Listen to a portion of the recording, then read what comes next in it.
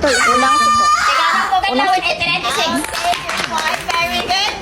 Tama tayo na yung December 38. Okay. Very good class. Very good, no? So, sa ako ang ipakita sa inyo, ano mo, ito ang mga panghitabo. Ito yung moment na namatay si Dr. Jose Rizal, nag-ignite gito og patriotism class, no?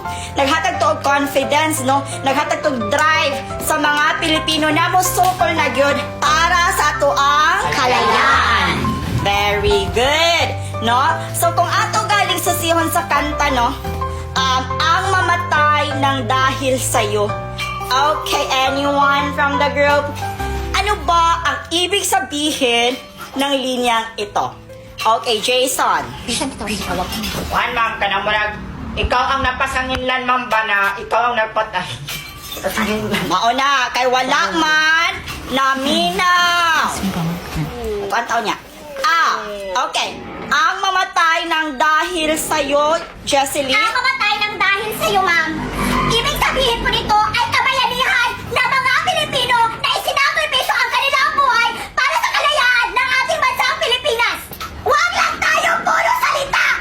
Dapat ipinapakita din natin sa ating ginagawa ang pagsakripisyo ng buhay natin para sa ating bansa, para sa ating kapwa, para makanta natin ang kalayaan.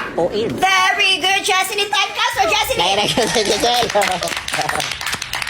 Okay. Ing ana ako ang gusto ha, maminaw para na ay ikatubag. Dili magsiyog doko-doko kay kung kinsa tong nagdoko-doko mo gito akong tawagon. Ina ako diri asig explain ba, ina ako sig pamadlong ba. So, ani ni siya, ang independence nato na experience karon tungod na sa mga efforts, tungod na sa mga sacrifices, mga struggles na gi-exert, nagibuhat sa ato ang mga kapwa Pilipino, mga ninuno, mga bayani, para lang sa ato ang kasarinlan, no? So, kita pasalamat na ta karon sa ato ang panahon kay sige ra kantag cellphone, sige ra kantag og mga TikTok, no? Pero sa una class, kabalo ba mo? Halos kada adlaw na sila magsigig panggubat. Kasi pasabot ani class. Before pa di ayut ta gipanganak, utangan na ta. Ma'am, kami sa daw maimpas ang utang. Pagara-gara dyan, Ramos. Utang na loob. Ako ang pasabot class, no? Utang na loob na to sa ilaha.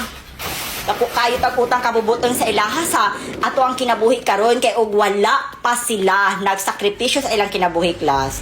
Hangtod siguro karon, no? Alipin lang gihapon. Under lang gihapon ta sa Espanya, sa Amerika. Ma'am, nagpasakop na ng daw tana, ma'am, para gwapa daw ta uliwat. Puro na dyan gihapon niya kaya ka. Kay mo, uy. May break yan ang sinunod. Buwa ko na kapunan. Pansin mo na sinunod. Ha? So, mao na siya. Wanang karon atong isilibrar ang Independence Day class. Isip paghinumdum sa mga sakripisyo, sa mga kinabuhi na nangawala, no? Para lang yun nato matagamtaman ang pagkahiusa, no? Ang kapayapaan, ang kasarinlan.